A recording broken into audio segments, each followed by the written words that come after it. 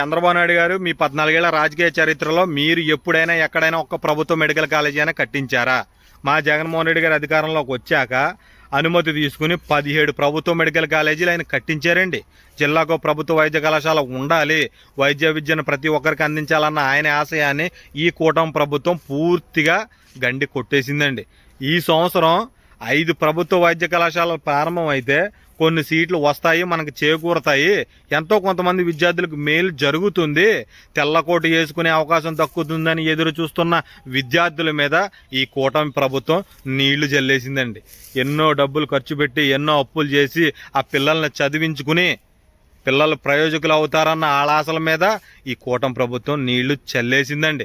పేదవాడు చదవకూడదు, పేదవాడు తెల్లకోటు ధరించకూడదు, పేదవాడికి అందని దాక్ష వలె వైద్య విద్యని దూరం చేయాలని కక్షగట్టి ఈ కూటమి ప్రభుత్వం వ్యవహరిస్తూ ఉందండి.